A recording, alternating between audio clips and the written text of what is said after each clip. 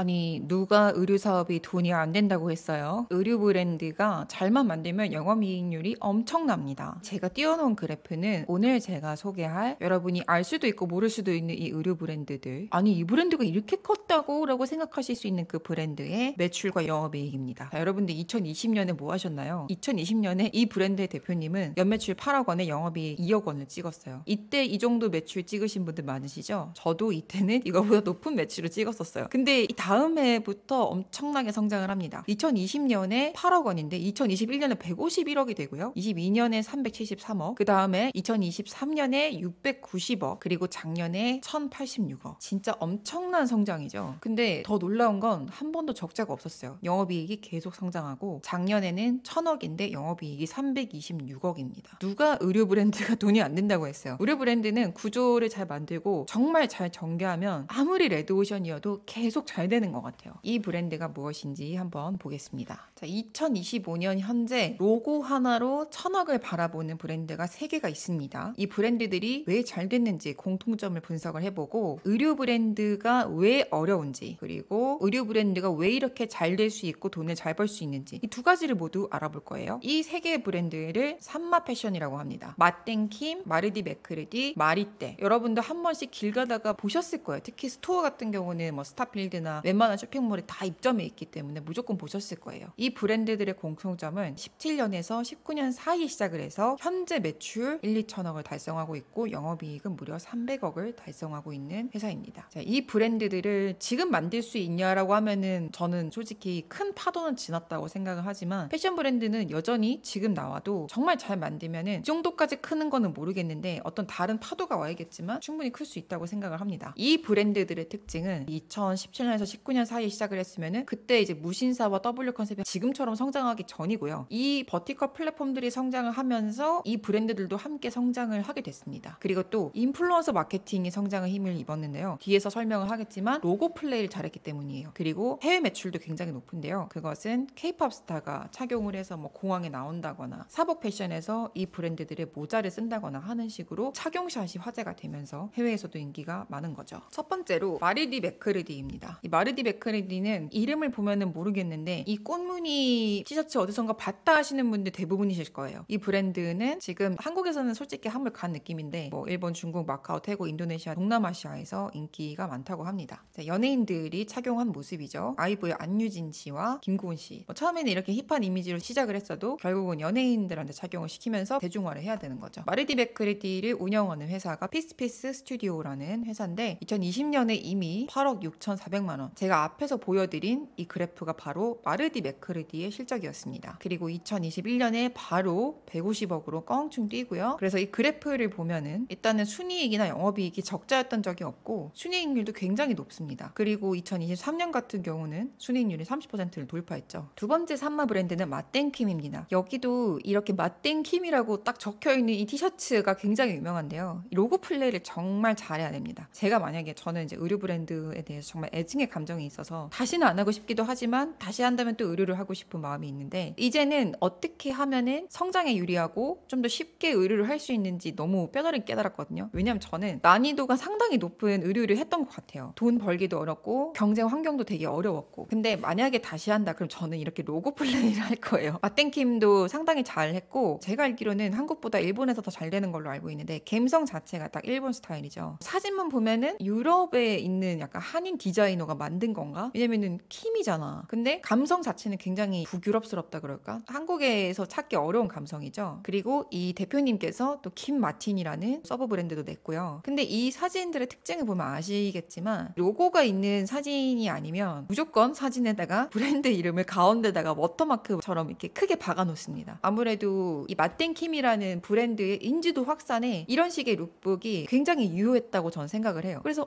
나 이거 본 적 있어. 길 가다가 누가 입은 거 봤어. 또는 이미지를 봤어. 라고 했을 때 내가 기본템을 사려고 할 때 여러 가지 브랜드가 있지만 마땡킴에서도 기본템이 나온다고 하면은 10,000원, 20,000원 비싸더라도 친숙한 브랜드니까 더 구매를 하게 된다라는 거죠. 이 마땡킴의 매출과 영업이익을 제가 방금 퍼플렉시티에다가 물어봤거든요. 2020년에 50억 원, 그리고 150억 원, 500억 원, 2023년에 1,300억 원, 2024년에 1,500에서 1,800억 원. 전년 대비 성장률 미쳤죠. 여기 3배 성장했고 이것도 3배고 장난 아닙니다. 영업이익과 순이익도 물어봤는데 미공개라고는 하는데 2023년에 영업이익이 387억이었다. 근데 2023년에 1288억, 약 1300억이라고 하면은 영업이익률은 약 30%뭐 이렇게 추정할 수 있겠죠. 그래서 되게 큰 브랜드입니다. 여기 대표님이 되게 귀엽게 생기셨어요. 분이 이렇게 막 1000억 넘는 브랜드를 일구신 분이야? 라는 생각이 안 들 수도 있는데 진짜 멋있습니다. 그리고 평소에 의류 착샷 같은 거 봤을 때 굉장히 감각이 뛰어난 분이라는 생각이 들어요. 우리가 맛땡킴을 친숙하게 느끼는 이유는 아무래도 쇼핑몰에 굉장히 큰 오프라인 샵들이 많아서 더 그런 것도 있는데요. 3개, 12개, 24개, 30개 이렇게 점차 늘려가고 있는 추세고요. 실적도 2020년에 50억이었는데 지금 올해는 2천억을 목표로 하고 있다고 합니다. 될 것 같지 않아요? 그리고 이 대표님이 이제 얼굴이 나왔으니까 스토리를 제가 좀 봤는데 김다인 맛땡킴 대표가 대표직에서 물러났다. 2023년 기사고요. 공교롭게도 대표직에서 물러나고 나서의 매출 성장률이 둔화됐다고 해야 되나? 근데 이거는 뭐 대표가 물러나서라기보다는 다른 영향도 있을 수 있으니까 하그하우스라는 투자회사에서 투자를 해서 육성한 디자이너 브랜드래요. 전문 경영인 체제로 들어가는 거죠. 이걸 보니까 인턴 영화가 생각이 나더라고요. 나만의 의류 브랜드를 하고 싶은 여자 대표님들은 다 이 영화를 보면서 꿈을 꿨을 거예요. 근데 여기에서 워킹맘이면서 이 브랜드를 시작을 했던, 브랜드는 아니고 옷 사이트 같은 거죠. 그 사이트를 시작을 했던 이 분이 어느 정도 성장을 하니까 결국은 투자자들로부터 투자를 받게 되면서 또는 투자를 앞두고 CEO를 바꿔라. 이 정도 규모가 커졌으면은 CEO가 필요하다라고 조건을 내걸어서 애네서웨이가 고민하는 장면이 나옵니다. 본인이 얼마나 어떻게 만들었는데 어쩌고저쩌고 이게 슬퍼하시면서 결국은 고민을 하다가 본인이 대표를 해서 뭐 성장을 시키게 되는 그런 스토리죠. 근데 우리나라에서 이렇게 막 1000억, 2000억 넘어가는 화장품 회사라든지 뭐 이런 의류 회사들은 대부분 이제 M&A나 상장을 위해서는 CEO를 거의 도입을 하는 것 같아요. 처음에 파운더가 그 이상까지 가는 경우는 거의 못 봤습니다. 산마 중에 세 번째 마리떼인데요. 사실 제가 오늘 소개하고 싶은 브랜드는 이 산마가 아니고요. 산마보다도 저는 더 포텐셜이 강한 브랜드라고 생각하는데 마지막으로 마리떼 소개를 해드리고요. 이게 원래 프랑스에서 옛날에 전개됐던 브랜드인데 판권을 한국에서 사온 거예요. 한국의 패션 기업 레이어가 2019년에 라이선스 계약을 해서 국내 판권을 확보를 해서 그 전통 브랜드 말고 우리나라에 맞게 재해석을 해가지고 브랜딩을 한 건데요. 여기도 상당히 실적이 좋습니다. 2020년에 3억 원이었습니다. 그리고 2021년에 100억 원, 22년에 350억 원, 23년에 860억 원, 24년 작년에 1,500억 원. 그리고 여기도 역시 영업이익과 순이익률이 상당히 높습니다. 이렇게 사업을 잘하기가 쉽지가 않은데 이렇게 영업이익률이 높은 이유는 브랜드의 힘인 것 같아요. 제품 자체가 가진 내재적 가치보다 훨씬 더 높게 가격을 형성해서 팔아도 팔린다라는 거죠. 자, 마지막으로 제가 오늘 정말 소개하고 싶었던 이미스 브랜드입니다. 이미스는 여러분들이 인스타그램에서 정말 많이 보셨을 거예요. 제가 좀 흔하지 않은 제품들을 가져왔는데 뒤에서 제가 소개할 제품들을 보면 나 이거 봤어! 이렇게 생각하실 거예요. 그리고 제가 오늘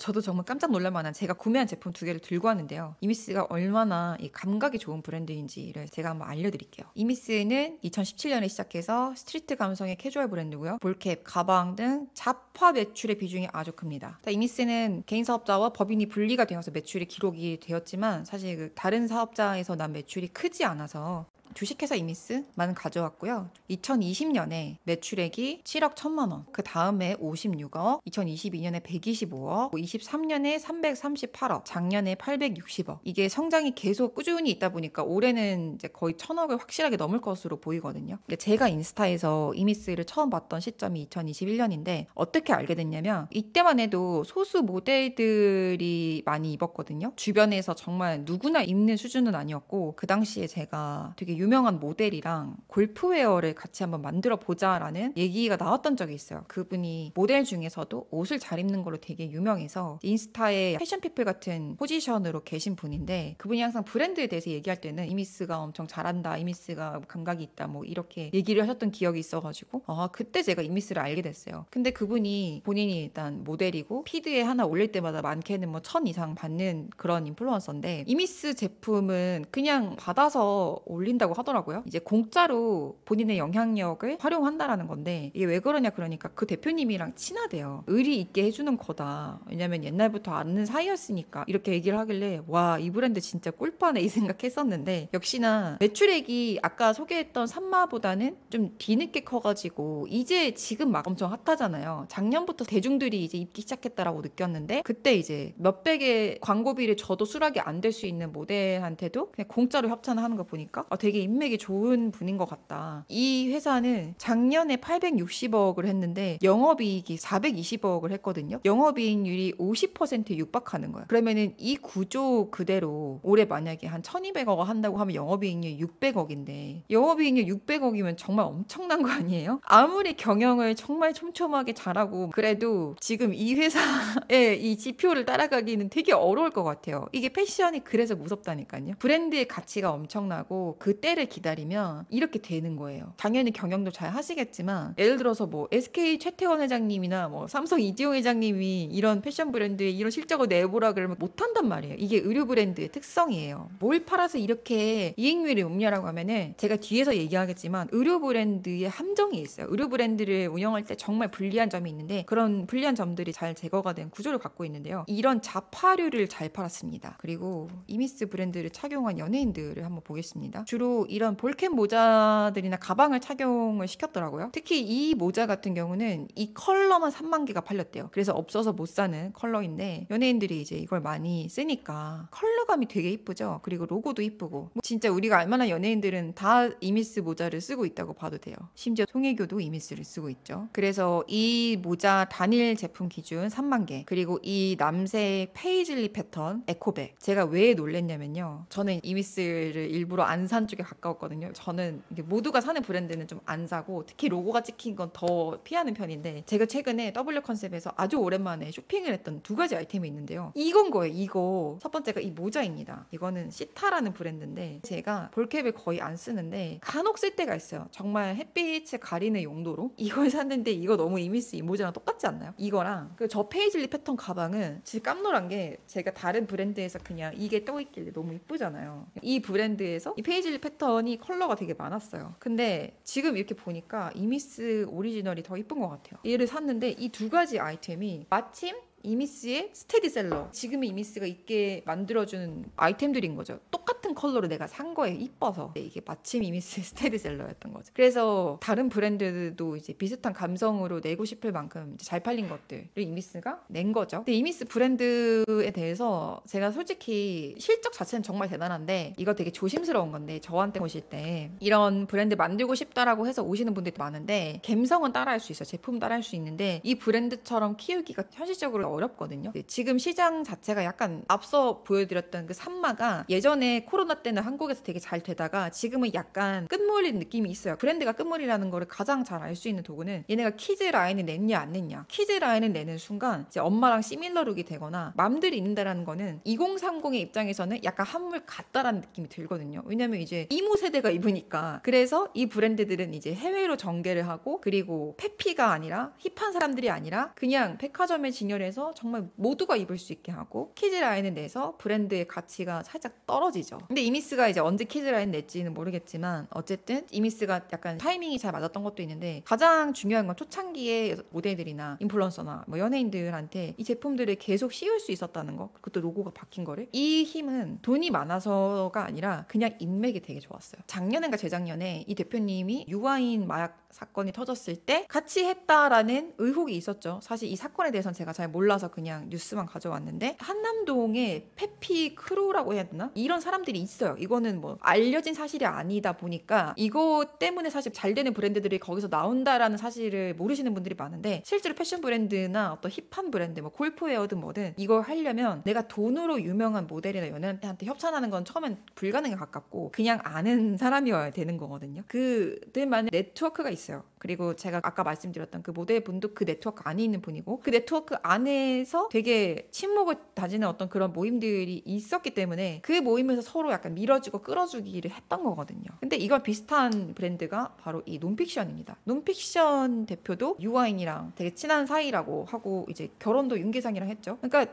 연애 인맥이 있는 거니까 돈 안 들이고 유명한 사람들이 쓰게 할 수 있는 힘이 있는 거죠. 이런 분들이 있는데 강박이 좀 있다라고 하면은 브랜드 했을 때 성공시키는 거는 남들보다 쉽죠. 또 아무리 능력이 좋아도 이런 네트워크가 없다고 하면은 초반에 하나하나 다 혼자서 해야 되니까 사실 키우기가 되게 어렵습니다. 그래서 의류 브랜드가 왜 어렵냐, 그리고 이미스는 왜 그 어려움을 잘 피해서 잘 됐냐라고 분석을 해드리면, 당연히 아시겠지만 경쟁이 극심한 레드오션 시장이에요. 그래서 빈틈은 전혀 없고요. 언제 의류 브랜드를 만들어도 의류 브랜드에는 빈틈이 없습니다. 항상 많은 사람들이 창업하고 싶어하는 분야고요. 두 번째는 재고 리스크가 너무 큰데요. 저는 이거에 대해서 감이 없었는데 운영을 해보고 느꼈습니다. 재고 리스크를 최소화하는 구조를 만들어야 되고요. 아니면 아예 브랜드 가치가 커가지고 재고 리스크가 있다고 하더라도 그거를 상쇄할 만큼 돈을 벌어야 됩니다. 시즌성이 있고 또 사이즈도 많다 보니까, 특히나 제가 했던 레깅스, 뭐 스포츠 브라, 그리고 가장 어려운 게 속옷 카테고리인데요. 속옷 중에 브라가 어렵습니다. 왜냐면은 이 흉곽 사이즈도 다 다르고 컵 사이즈도 다르고 사람마다 브라가 가졌으면 하는 기능이 다 다르거든요. 뭐 잡아주라, 뭐 편하게 해주라, 통기성이 있었으면 좋겠다, 여러 가지 니즈가 굉장히 많은 민감한 품목인데, 이거를 다 맞춰서 만들면 비쌀 수밖에 없는데 또 크기가 작으니까 이게 왜 이렇게 비싸가 되는 거예요. 겉옷보다 비싼 게 말이 돼? 이런 인식이 있다 보니까 어쨌든 속옷 시장이 굉장히 어렵고 공급망이 복잡합니다. 뭐 예를 들어서 여러분이, 제가 옛날에 컨설팅 했던 데 중에 아기들 먹는 작두콩차, 이런 차 같은 거 만드신 분이 있는데 제조 과정이 너무 쉬운 거예요. 왜냐면 누가 만들어 놓으면 패키지도 거기서 만들어주고 컨펌하면 되는데, 옷은 그렇지가 않거든요. 옷은 원단 따로지, 패턴 따로지, 샘플 따로지, 부자재 따로지, 그리고 공임 따로지, 뒤에 후포장 따로지, 그 모든 거래처를 내가 다 알아야 되는 거야. 근데 이 거래처를 다 핸들링 해주는 프로모션이 있는데 프로모션들이 또 비싸요. 그래서 내가 직접 핸들링을 해야 되는데, 직접 핸들링을 할 때 제조 자체가 너무 복잡한 거예요. 그리고 자동화가 되지도 않아서 사람이 하다 보니까 분량도 되게 많고, 그리고 뭐 여기 고객 유지도 어렵고요. 피로도 높은 운영 과정. 이게 왜냐면 옷은 반짝 팔고 없애고 반짝 팔고 없애고, 지금이 5월인데 일주일 전까지만 해도 되게 추웠거든요. 아니 4월에 폭염이 온다면서 왜 5월이 이렇게 따뜻한 거야? 근데 이런 날씨들이 예측할 수가 없다 보니까 이렇게 오랫동안 추우면은 여름 상품 내가 만들어서 해놨는데 안 팔리는 거지. 그리고 뭐 룩북 찍어야 돼, 신제품 나올 때마다 모델 섭외해야 돼, 조금 상세 페이지 또 만들어야 돼, 수정해야 돼, 뭐 진짜 일이 정말 많아요. 제가 옷 브랜드 할 때는 원래 사업이 이렇게 일이 많은 건가 보다, 돈은 안 된다라고 생각했는데, 코칭을 하고 나서 이게 업종의 특성이라는 걸 알았어요. 절대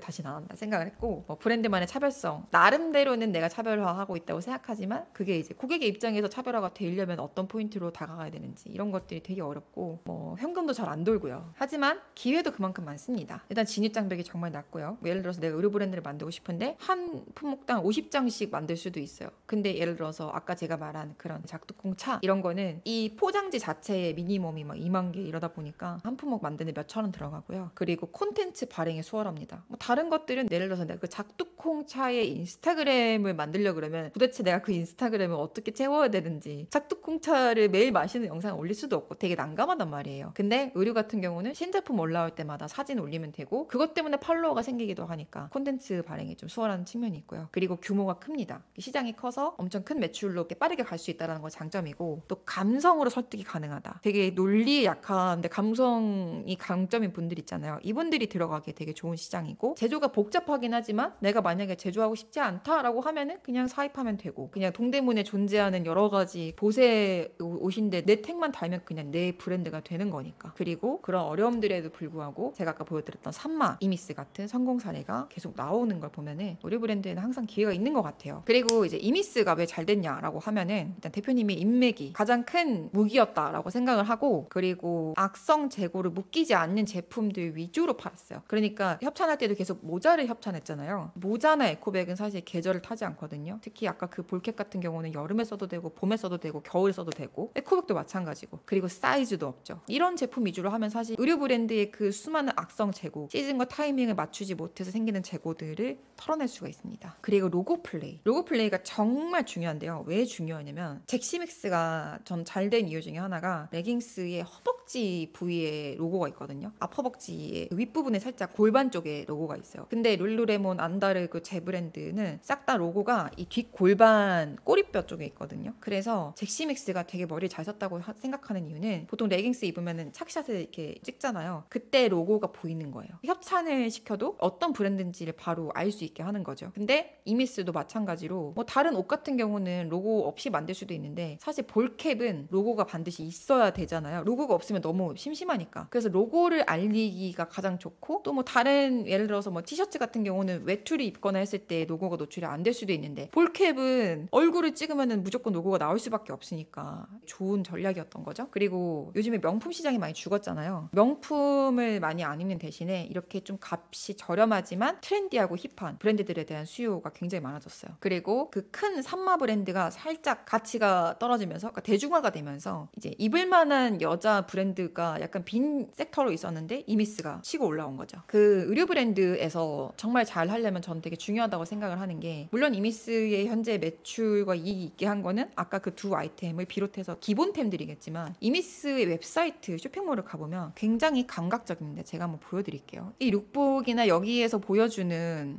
아이템들은 굉장히 평범한 사람들이 입기에는 조금 어렵다 싶은 것들이거든요. 이런 크롭티들은 모델들이 입어야 되잖아요. 막상 보니까 이쁘네요. 사고 싶다.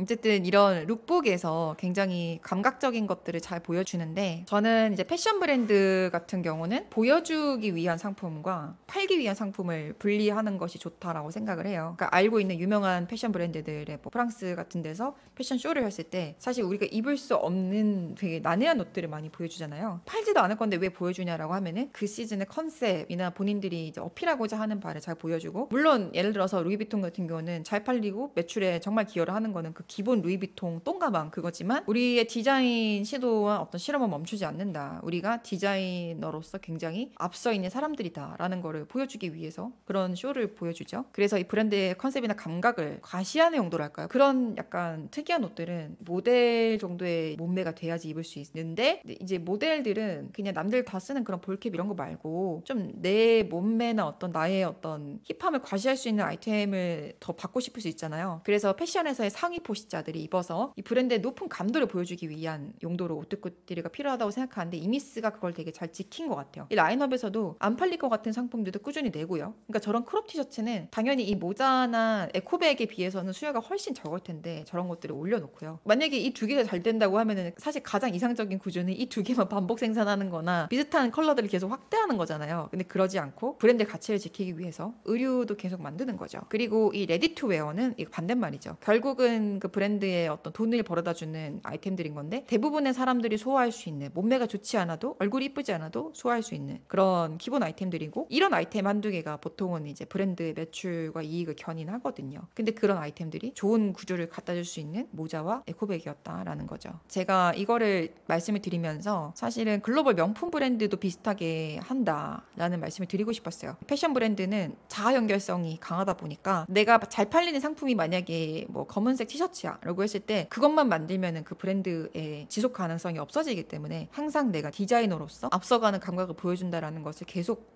보여주는 게 필요하거든요. 이런 말이 있잖아요. 샤넬, 에르메스 이런 명품 브랜드들은 화장품에서 돈을 번다라는 말이 있는데, 사실이 아니긴 하지만 우리 생각보다는 그 화장품 부분에서의 매출이 굉장히 큽니다. LVMH는 작년 기준 패션 가죽 제품 매출이 450억 달러, 향수 화장품이 88억 달러라서 패션 쪽 비중이 훨씬 크고요. 그리고 샤넬도 60%가 핸드백 패션, 40%가 향수 화장품이고요. 근데 이 샤넬 화장품이 사실 얼마 안 하잖아요. 그러니까 내가 샤넬 핸드백 갖고 싶어. 그러면은 가방을 사서 핸드백을 받는 것보다 화장품을 사서 핸드백을 받는 게 더 진입장벽이 낮잖아요. 근데 이게 어쨌든 현금 흐름이나 매출을 상당히 견인을 하기 때문에 가방은 그냥 가격을 안 내리고 그대로 있는 거고, 만약에 너네가 샤넬을 굳이 갖고 싶고 샤넬 로고를 어딘가에 너에게 장착을 하고 싶다면 립스틱이라도 써. 이런 시장이 또 존재하는 거니까 접근성이 좋아서 계속 이제 유지를 하는 거죠. 근데 대부분의 브랜드에서는 이 가방이나 이런 것들이 워낙 단가가 높다 보니까 그거 하나 팔면은 립스틱 막 100개 판 거 넘는 효과가 있으니까 100개가 뭐야. 결국은 매출 볼륨 자체는 화장품 향수 부문은 20에서 40% 정도인 경우가 많은 거죠. 브랜드별로 자세히 보면은 디올 같은 경우는 패션 가죽이 약 6조, 비중이 83%, 그다음에 향수 화장품이 16.4%.